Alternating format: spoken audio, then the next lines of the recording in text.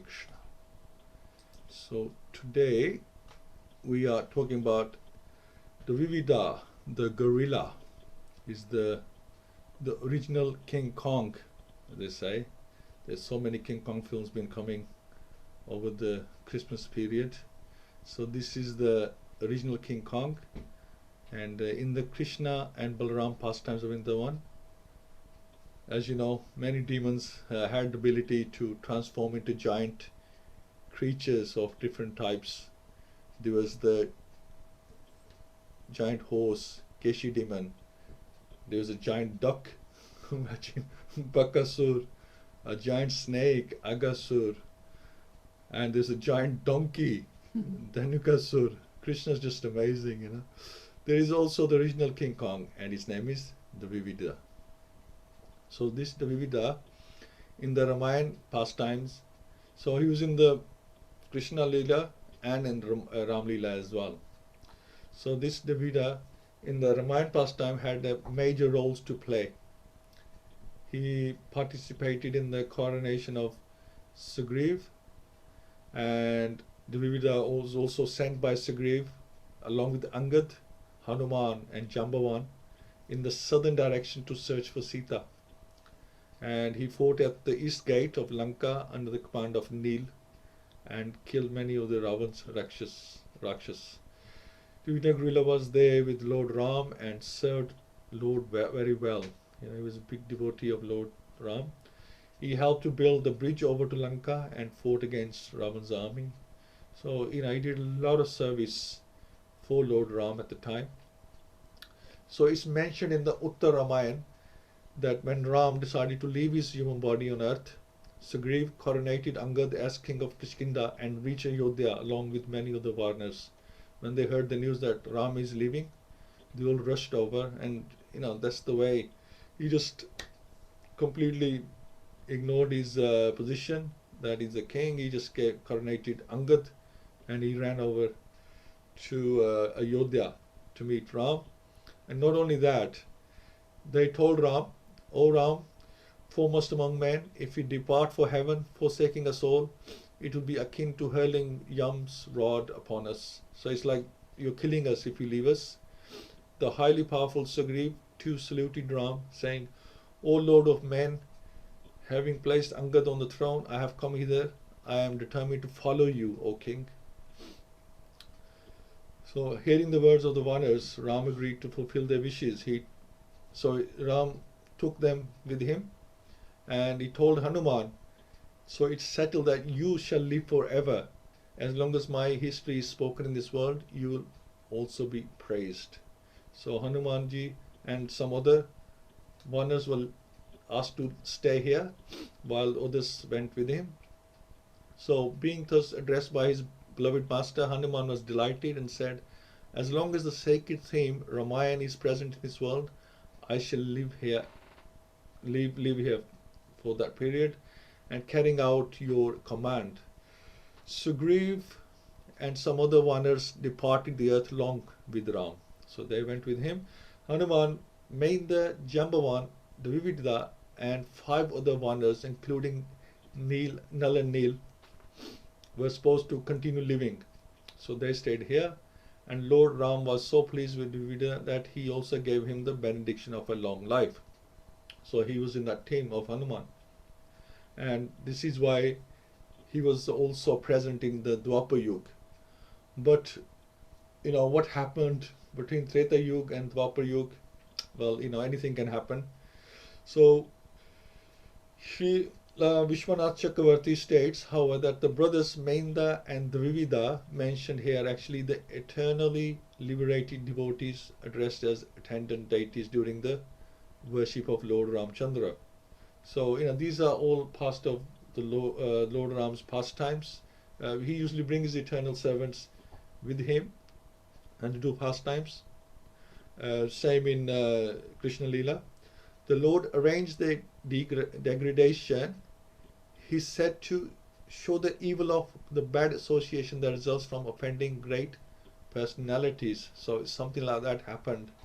Thus Srila Vishwanath Chakravarti compares the fall of Dvivida and Mahinda to that of Jaya and Vijaya. So in the Dwapar Yuga somehow this Dvivida, he became friends with Narakasur, so he got bad association. This was the problem. Because we say in Dvivida the Gorilla, he was such a saint and servant of Lord Ram, and in the Krishna Leela, he was a bit out of control gorilla mentioned. So Srila Jiva Goswami points out that this bad association with Narakasur was the reaction for an offense that Dvivida had committed when, being proud of his strength, he disrespected Lord Ramchandra's brother Lakshman and some of the others. So, he became quite puffed up, and Lord Ram, he saw that, and for that, he would get a reaction in the future. So the Lord arranged the degradation, he says, to show the evil of the bad association that results from offending great personalities. So if you offend a great personality, at the time might seem like, well, nothing happened, it's okay. But the process begins, and then at the right time, the reaction takes place, and a lot of time, some reason will be set up. So in this case, he got association with the Narakasur. So something that will be created that will cause your downfall. So Srila Vishwanath Chakravarti compares that fall of Dvivida and Menda to that of Jay and Vijay, which we have said. And now, but Narakasur, who was a friend of Dvivida, now so their association with in the Dwapar Yuga, Bhaumasur, Narakasur is also known as Bhaumasur, he was very notorious. He was the son of Mother Earth personified, and father was Varadev, would you believe, who saved the earth from Hiranyaksha. And yet he was a notorious demon character. So Narakasur, having become very powerful, took by force the umbrella from the throne of the demigod Varun. He also took the earrings of Mother Aditi of the demigods. He conquered a part of heavenly Mount Meru and occupied the portion known as Mani Parvat. The king of the heavenly planets Indra therefore came to Dwarka to complain about Narakasur before Lord Krishna. Hearing this complaint by Indra, Lord Krishna, accompanied by his wife Satyabhama, immediately started for the abode of Narakasur. So now we talk about the association of Narakasur with Dvivida, but because he was causing such mischief, this Narakasur, that Lord Indra complained about him, and then Lord Krishna went in the Dwapar Yuga to annihilate him, kill him. So two of them rode on the back of Garuda, Satyabhama and Lord Krishna. It's mentioned that in the battle with Narakasur, Lord Krishna cut off his head with his Sudarshan Chakra. His head, illuminated by earrings and a helmet, fell on the battlefield. Witnessing this, the remaining demons wailed in disappointment, and the saints glorified the heroics of the Lord. In the palace of Narakasur, Lord Krishna saw 16,100 young princesses who had been kidnapped and held captive there. And as the princesses saw the Supreme Personality Godhead Krishna in the palace, they were immediately attracted by the beauty of the Lord. All the princesses in captivity were immediately released by Lord Krishna, but they refused to return to their respective houses as they feared criticism and social rejection, for they had lived with the demon king for nearly a year with this Narakasur, and they couldn't go back home. They couldn't go, if they were married, they couldn't go back there to the husband. If they were unmarried, then they couldn't go back to the parents. I think married means that some of them were just going to their husband and they were kidnapped on the way, something like that. So this still, I guess, classed as unmarried. As the super soul, one who is present in everyone's heart, Krishna could understand their heart's desire to accept only Lord as their husband. At that point, Lord Krishna decided to marry all of them and give them the status of his wives. Sincerely, they offered their hearts to the lotus feet of Krishna with an unalloyed devotional attitude. So Lord Krishna then expanded himself in 16,100 forms and simultaneously wedded them all in different palaces at the same auspicious moment. And who can do that? Only the Lord can do that.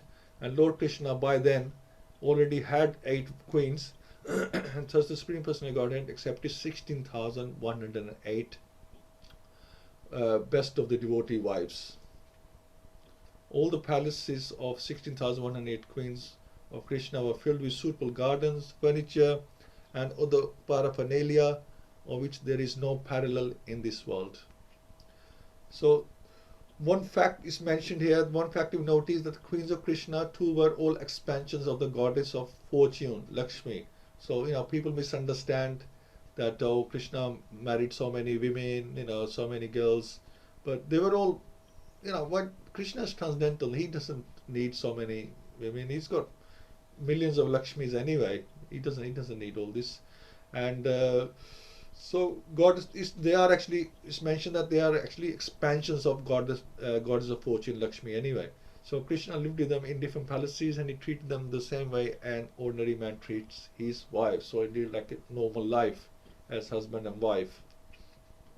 In some places it's mentioned that these were like the sages from Ram Leela who came as his wife, and some places other things are mentioned, but here it says that they were actually all expansions of Lakshmi. So anger of Dvivida. So when Dvivida heard that Narakasur has been killed by Lord Krishna, he was very, very angry. He was already had become notorious, and now he was very, very angry because he had built a very strong association with him, with Narakasur. So he was very upset that his friend was killed. Excuse me. So hearing about the death of his friend Narakasur, Dvivida was very angry. To avenge the death of his friend the ape Dvivida ravaged the land, setting fires that burned cities, villages, mines and cowherd dwellings. So he just devastating everything. Krishna had killed Dvivida's friend Narak, and to retaliate, the ape intending to destroy Lord Krishna's flourishing kingdom. Srila Prabhupada writes that his first business was to set fires in villages, towns and industrial and mining places, as well as in the residential quarters of the mercantile men who were busy dairy farming and protecting cows. Dvivida was a dangerous rapist, arsonist, kidnapper, destroyer of property, villages, cities, and environmentally walking disaster. Can you believe that? A top devotee of Lord Ram was like labeled all these things. Like he was the lowest, the lowest of the lowest now, and it's just it's quite upsetting. So Dvivida was a Vanar, the same species as Sugriv and Hanuman, and as we know, Hanuman is a top servant. Sugriv went with Lord Ram, and Dvivida, and he possessed the strength of 10,000 elephants. These 10,000 elephants were the elephants of Treta Yuga. You can imagine how much power they had, because with the yugas, the strength and the size decreases, and not only of the human beings, of the animals as well. So these 10,000 elephants from Treta Yuga, he had the power.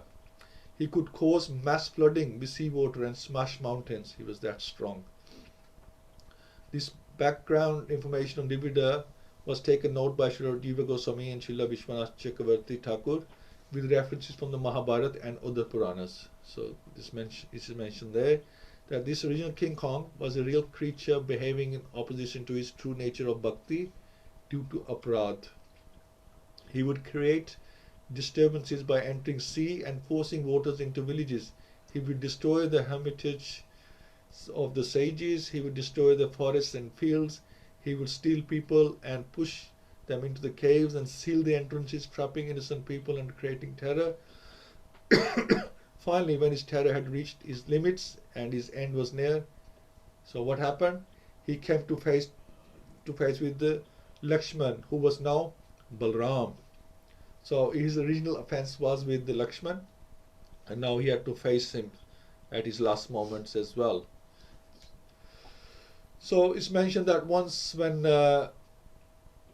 he was doing his destructive activities, he heard a sweet song from the Revitak mountain, and he went there to just see what was happening. And there he saw Balram, elder brother of Krishna, intoxicated and playing with the gopis. Dvivida climbed a tree and made himself visible by making the monkey noises. Dvivida, not being an ordinary Varna, jumped in front of them without fear and made monkey gestures showing his back. Angered by his impudence, Balaram threw stones to chase him away. But Dvivida dodged the stones and broke the pot carrying food and pulled at the gopis' garments. Even more infuriated, realizing that same Dvivida had caused disturbances in the province, Balaram took up his club and called Sunanda, his club is called Sunanda, and his plough to an end to Dvivida. He realized that this is the culprit who's been terrorizing everyone. So he thought, I better put an end to this now. I've got the opportunity.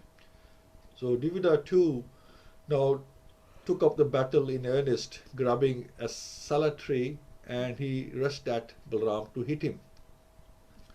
Balaram took the blow and pulled the tree from his hand and struck Dvivida with his club.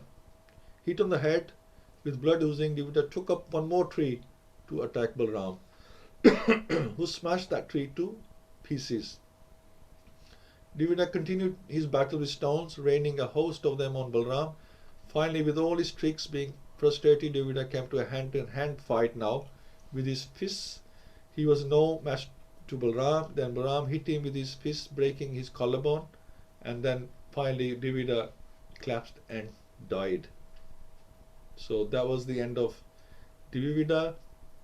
The devas from the skies raised victory chants, having killed Dvivida, who created disturbances for the whole world. Balaram entered the city of Dwarka, being glorified with victory chants amid chanting of praise too. So that was end of Dvivida. Now just a word on Maya from Srila Prabhupada, that Srila Prabhupada advises us to be always afraid of Maya. So you see how Dvivida was, by the strength of Maya, was created into a demon. He wasn't happy. Srila Prabhupada wasn't happy when devotees were not careful of Maya. When Srila Prabhupada was here on this earth, he wasn't happy because some devotees were quite careless and they were afraid of Maya. Many of them fell down once Srila Prabhupada left his body. And he already told that when I go, many of you will fall. And they did. They fell down. And in the Srimad Bhagavatam, it's shown that how even Lord Brahma, Lord Shiva, and Indra have been deluded by Maya. There's pastimes where each of them have fallen into delusion many times. But in their cases, in Lord Brahma, Lord Shiva, and Indra, actually Krishna uses them for his pastimes. So they are all, eternal devotees of Lord Krishna, but he uses them for his pastimes. So as a pure devotee of the Supreme Lord, it's actually Maya Devi's service to Krishna to deceive material embodied souls into thinking that their identity is material instead of spiritual. So the soul thinks that he's material and that the material environment is their normal environment. So we should take the shelter of the lotus feet of the Lord to protect ourselves from this Maya. And this is why we chant the Mahamantra. That is our protection from this Maya. You stop chanting, Maya will attack again. We're back to where we started from day one. We might think we are in this movement for 10, 20, 30, 40 years, but you take away the shield of chanting, you'll get back into, that you never even joined Krishna consciousness, start doing all those things again. It's that easy. And this is how strong Maya is. So this spell of Maya is called Avaran Atmika Shakti, because it's so strong that the living entity is satisfied with any abominable condition. So that Shakti takes over And even if you are born as a worm living within the intestine or abdomen in the midst of urine and stool, so you can still be satisfied because that illusion is there. And avaranatmika shakti simply means that we forget that we are souls or servant of Krishna. And there's another shakti which is called prakshpa atmika shakti, means that we get another identity. So you go avaran and prakship, two shaktis. One makes you forget, the other one gives you new passport, a new identity, like they show in the film sometimes. You get a new identity of I'm Indian, I'm male, um, I am a professor, or I'm a father, I'm mother. You get all these identities. We start to think that we are this body or mind and listen to its dictations. So Mahadevi's potency is very strong, and it pulls or throws the spiritual soul down into the material world, immersing the soul in materialistic life by the combination of these two potencies. So Mahadevi is very skillful, dresses up the material energy to delude the materially embodied person into false sense of what is normal. So that is the state of affairs. And there is a little pastime of Lord Indra. So when it's mentioned in Srimad Bhagavatam that the conditions living entity is satisfied in his own particular species of life, while deluded by the covering influence of the illusionary energy, he feels little inclined to cast off his body even when in hell, for he takes delight in hellish enjoyment. This we like that. We can find enjoyment anywhere in any situation. It is said that once Indra, the king of heaven, was cursed by his spiritual master Brihaspati on account of his misbehavior, and he became a hog on this planet. And after many days, when Brahma wanted to recall him to his heavenly kingdom, Indra, in the form of a hog, forgot everything of his role position in the heavenly kingdom, and he refused to go back. He was having so much fun. Or he got family attachments there, his wife or his female companion and his little children. He was so attached to them that he didn't want to go back. He forgot that he's got a kingdom and a much better life in heaven. So he was satisfied with the standard of a hog's life. This attachment strongly affects all conditioned living entities. So we have to be very, very careful. So this is the situation with Maya, and how we offend the devotees, and we do aparadh like Dvivida did with Lakshman. So we have to be very, very careful how we treat other people, because at the time it might seem that well, I've done this aparadh, or so-called aparadh, but I'm still okay. I'm still there. I've got my services. I'm still chanting, but the process begins, and eventually the karma that will catch up with you. So you have to be very, very careful with that. So thank you all so much. Let's have a little discussion. Just let me welcome you all first of all. Ami Mataji, Sureshi Mataji, Pratyush Prabhu, Rukmini Mataji, iPhone, I think could be Nataichar Prabhu, Jai Prabhu, Shamsundar Prabhuji, Partha Prabhu, Praveen Mataji, and Sroja Mukhi Mataji. Thank you all for joining today, and let's have a little discussion on this topic. And we have Praveen Mataji today, so we'd like to start with Praveen Mataji. Mataji, any comments on this? Hare Krishna, Prabhuji. Yes, well, the realization we have to take the shelter of the Harinam all the time. Remember our constitutional position that we are the servant of the Lord. Yeah. And we have to be careful of the Vaishnava Prad. So, yeah, these three things just came to my head. So, never leave Harinam, and, remember our constitutional position, and remember we are not this body. So we don't get too attached to stay here. We want to go back to Godhead. Absolutely, absolutely. What do you do with Maya? And Maya as well. Yes. Well, I wanted to ask you this question actually. We have to be careful of Maya. So what are the other things? So that we have to be careful. So yeah, Harinam and Association of Devotees, I think that helps. So I feel like now, because I'm not getting much association apart from online association. So sometimes I feel like, because my grown-up children, they're not devotees. So especially like Christmas time.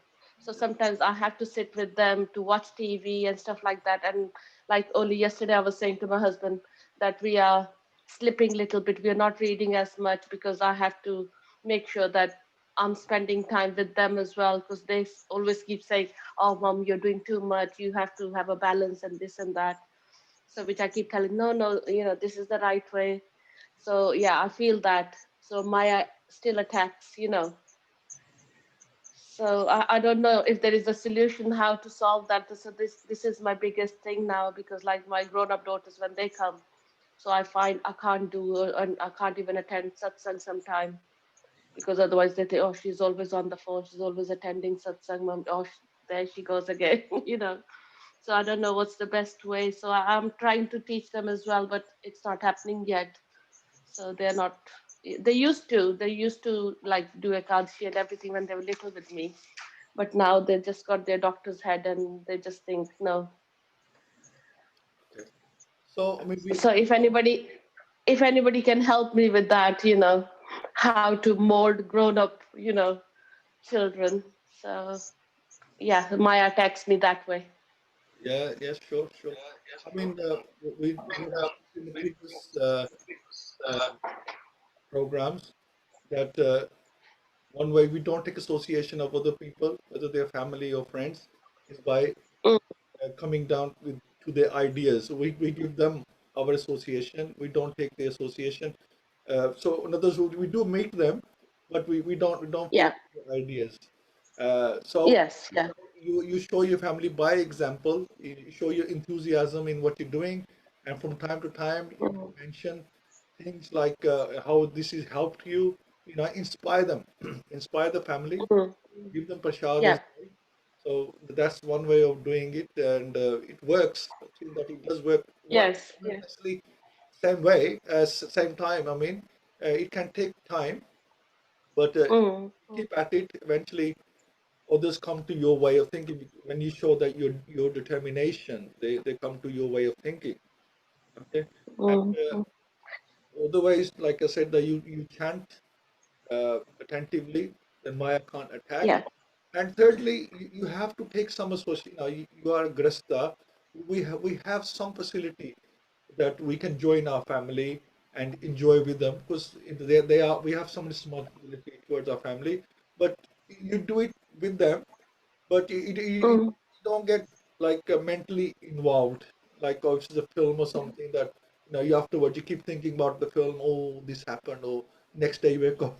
You know what I mean. You can join them and enjoy yeah. Yeah. Yes. the moment, but you don't Yeah. become attached to that lifestyle, Yeah. Yeah. that Yeah, no, I sit with them, but inside I keep chanting my mantra, so they think I'm with them, but inside I'm still connecting with, because I don't watch much TV anyway. So it is just basically being present, physically present, to be there with them. yes, So, and I just do my own thing, and like with the prasad as well, they'll say, "Oh, it's very nice." I said, "Yeah, because it's prasad, so anything that is offered, it's always very tasty." But like one of my daughters, she always said, why can't I just put a little bit of onion in it? No, you can't. So yeah, but they are getting better now, so they know mom means what she says. So yeah. Hare absolutely. Krishna. Yeah, Mataji, I mean, when we joined, everybody laughed at us, the whole families, Mm, even our kids, mm, and they deep down they're thinking this will never last. you know, yes. this Yeah. is another fad mom and dad have thought of, and it won't last. But Yes. you Yes. have to you have to put the investment in. When the investment Mm, is there long enough, it will mm, reap results. So you have put the yes. investment in, but let it mature. Let the investment mature with time, Mm, mm, right? Uh, yes. Yeah. Now you're doing Bhakti Shastri, which you have taken a very nice step, and then Mm, now you also took shelter. You aspired as well when Guru Maharaj was here. yes. And Yes. when you take shelter and you take initiation, then everybody says, "Wow." Yes, these people are Mm. serious, right? And Yes. you keep moving up instead of falling the trap of, when they tell you, I told you so, they're back down. But when you keep, Mm. despite what everybody else thinks, you keep moving up, into Mm. Mm. higher stages, then they really get Mm. inspired that, yes, they Mm. have found something, and then they want to seek what is jewel that has captured them. We want to know what this jewel is as well. See, Mm. Mm. you inspire them in stages. They may already be inspired, but they won't show it. But as you move up the stage, Yes. you will inspire them more and more, and then they will come to you. But Yes. And I, you just have to and keep I them feel I close think to it you. Just keep them close. mercy of the Lord as well. So we need to have that mercy to even to take the first step. So I pray to Krishna for them, so they have the mercy as well. So they see this is the right way, because I've given them Gitas. I always say you should try to pick up. But I think, like I was saying to my husband, I think doing Bhakti Shastri has really helped, and reading Gita systematically with everybody, Yeah. and reading Isupnishad, Nectar of Instruction. It's so amazing. So now, like yesterday, I went for a walk, and this English girl, she started talking to me, and then I was telling her about Ishavasya principle and everything, so it is so nice. It gives you like little bit to talk to even to strangers now. So it is really beautiful, and I do feel like I've really missed out. So I don't know if we can get more of these books and then distribute. I think rather than distributing Gita to people, because it is hard to read on your own, but Nectar of Instruction and Isupnishad, because It's a they are bit. beautiful verses, and anybody can understand these, I think. So well, that's my No, realization, because yeah, because Gita, I really struggled, because I always used to hear, oh, you find all the answers in Gita, and I'll pick up, read a shalok, and oh, I don't understand anything. It doesn't make sense. But now, having read it all systematically, yes, I would say I've learned like 1%. Yeah, and it has changed my life, and I feel so enriched, and it's like a addiction now, because constantly I'm like last night my other daughter's home from uni, and oh, should I watch TV, mom? And I said, no, I want to read my Bhagavatam. And she's waiting. How much you going to read? I said, I want to read more. And she said, I'm waiting. I said, all right, okay, I'll put it yeah, down now. you So have to because you you have to just give them want to, time as well. You have to give them time because yeah, yeah, you don't want them to think that this your bhakti is an obstacle between you mm, and them. mm, It shouldn't become an obstacle that they start hating it. See what I mean? yeah, no, It shouldn't be yes, that they yeah, don't like it. You should just inspire them, but you have to make time for mm, them as well. And Krishna understands. Amog Lila Prabhu, he explained last Sunday that Krishna mm, sees that you have to give time, if you're Grasta, you have to give time to your family. And Krishna doesn't necessarily see what you are doing for him, how much you're doing for him. It's like a millionaire yes, giving 100,000 pounds yeah, to charity, and then somebody who's poor only gives 10 pounds, right? So mm, Krishna is not mm, saying that this millionaire gave 100,000 pounds and this poor guy only gave 10 pounds. He sees what yeah, back. So millionaire probably yeah, has back millions of pounds. So if he gave 100,000, mm, it doesn't mean anything because he has back a lot. Whereas the poor guy must that's right. have just only the 10 pounds to give. So it's like saying with Mm, time. Krishna says that how much time do you have? You have to give time to your regress life. How much time of that have you given to me? That you have got other things to do as well. You see? yeah, yeah, Grist has only so much time to give, but so you have to keep your family together as well. You have to be practical with it. mm, So Krishna sees that yeah. Mataji has other responsibilities, and yet she still finds time for me. She's reading Bhagavad Gita, she's doing Bhakti Shastri, attending programs. So Krishna is happy with that. Yeah, yeah. Thank you, That's Prabhuji. right. Thank you. And association of devotees like all of you, it's a blessing. Yeah. Yeah. Yeah. Hare Krishna. Hare Krishna. Jai Prabhu. Hare Krishna. Hare Prabhu. Yeah, Hare Krishna. I'll just go through a few points. Yeah, I mean, firstly, this story explains the misconception of how Krishna had so many wives. I mean, he married them out of compassion, because of the perceived situation they were in because of the time they spent with Naraksu. Other points. I think you mentioned this bad association. Was it Dvivida had with Naraksu? Is because of, I think, past karma. So I think, he talked about offending, not to offend great personalities. And then I think you mentioned fear and God against Maya. So stop Maya attacking us. We should be doing chanting. Last point.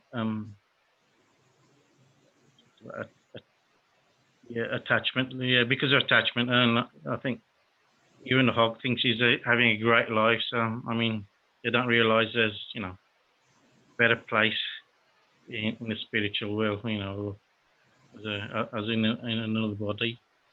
Yeah, that's it really. Yeah. Now the issue is this Dvivida. The whole thing started that because he became very proud of his strength and the fact that he was a devotee of the Lord. Even being devotee, we shouldn't be proud. We shouldn't be proud. That was his issue. He became proud. Oh, look how much service I'm doing, and I'm such a great devotee, and that I'm serving so well, and Ram and Sita, they love me because I'm doing so much service. I'm so good, and look how strong I am. I've killed so many demons. See, this is what caused the issue. This is what caused the aparadh. And then he thought he was better than Lakshman. He thought I'm stronger than him. I'm doing more service than him. He just got this notion in his head, and that's what caused his downfall. You see, this is the crux of the problem. That's where it all started, and the rest of the association he got with Naraksur or the bad things. That was actually the reaction. That was the result of his original the free will he had. He misused his free will to think like he was thinking. And in those yugas, in the Treta Yuga, even what you thought caused reactions. Maybe not so much in the Kali Yuga. You have to do something bad to get the reaction. Not so much of if you just think badly, because we are all ignorant now anyway in the Kali Yuga. But in those yugas, even thinking badly about somebody, but I think he maybe said something wrong to Lakshman as well. It's possible that he got such a big reaction. So we have to be careful with that. Now we shouldn't think that we're doing a great service and we are this and that. We should say, Krishna, thank you for allowing us. Thank you for your mercy. Thank you for allowing us to do this service. So the glory shouldn't go to us that we are doing so great, because we are useless. We can't do anything unless Krishna gives us sanction, unless he gives us his mercy. So it should always end with, thank you, Krishna, for your mercy. Okay, I'm doing all this, I'm doing this. Thank you, Krishna, for your mercy. Thank you for engaging me. Thank you for allowing me to do this, because only with his approval, his mercy, we can do anything. And that was his issue, because he thought he was doing everything. And then, well, Krishna showed him, Ram showed him that can't do anything. Can I just ask what aparadh means? Sorry, Prabhu, you say again? What does aparadh mean? Like offense. Aparadh is offense. Offense okay. to the Vaishnavas, especially Vaishnav aparadh. That is the biggest offense that you can do. Okay. Now that is aparadh. And then you have other smaller offenses, like when you're doing deity service, or when we are chanting, things like that, or in your service you might make some mistakes. Those are smaller offenses which can be counteracted by your chanting. Again, chanting takes away the smaller offenses in deity service and other services when you're cooking maybe. So chanting helps with that. But Vaishnava aparadh can't be counteracted by chanting. That can only, you have to take forgiveness from the Vaishnav that you have offended. Only the Vaishnav can forgive you. So that's the aparadh. Aparadh is, especially Vaishnava aparadh, is a big mistreatment to the Vaishnav. Offense mainly usually means aparadh means offense, but the word aparad is used when it's a big offense. Does that make sense, Prabhu?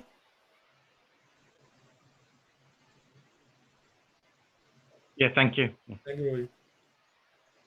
Okay. Prabhuji, quickly, before you move to somebody, I wanted to say a big thank you to you for motivating and encouraging my husband to do Bhakti Shastri.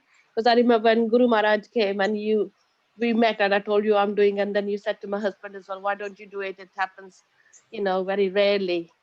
And I'm so pleased that he could do it. He was struggling in the beginning, but he's thoroughly enjoyed it as well. So thank you so much, Prabhuji. So I Thank, always think of you. So the mercy came through you. exactly. Mercy came through me, but it's Krishna's Yeah, mercy and Sri Prabhupada's mercy. it is. Yeah, sure. Yeah. So So, those words, and he was right. Okay, I'll do it. When you said no, no, you should do it, and then he came home and he said, "Oh no, I can't do it. I'm not even doing 16 rounds." But then he started doing 16 rounds. uh, Lockdown came, so he wasn't traveling and he could do it.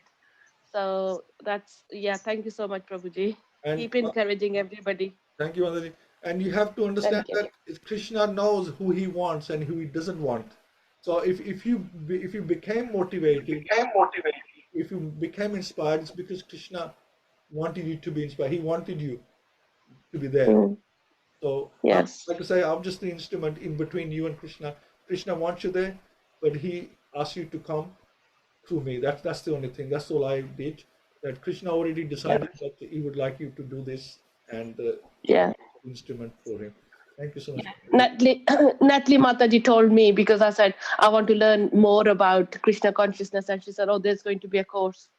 So, and then you encouraged my husband. So, yeah, changed our lives. Thank you so much, Prabhuji. Thank you, Mataji. Thank you. Okay, I Thank you. think we won't have any more time for any more discussion. I apologize to anybody who couldn't speak today. I think let's go and Yeah, chanting. yeah. I'm really sorry. Yeah, I'm sorry. Yeah. Okay. No, Hare no, no, Krishna. that's fine. That's fine, Mataji. It's okay. Yeah. Every week we have Saveshi Mataji and Prem Prakash Prabhu. They give very good input. So today, wanted others to give input as well. So that's really good. And let's do some chanting now. We'll start with Rukmani Mataji. Mataji, you there? Yes, Prabhuji, I'm Jai, here. Jai Mataji. Thank you for joining. Jai. Let's do a round. Yes. And Jai then Shri another round Krishna is Chaitanya, Prabhu Nityananda, Shri Advait Gadada, Shivas Gaur Bhakta Vrinda. Hare Krishna, Krishna Krishna, Hare Hare. Hare Ram, Ram Ram, Hare Hare. Hare Krishna, Krishna Krishna, Hare Hare. Hare Ram, Ram Ram, Hare Hare. Hare Krishna, Krishna Krishna, Hare Hare. Hare Ram, Ram Ram, Hare Hare. Hare Krishna, Krishna Krishna, Hare Hare. Hare Ram, Ram Ram, Hare Hare. Hare Krishna, Krishna Krishna, Hare Hare. Hare Ram,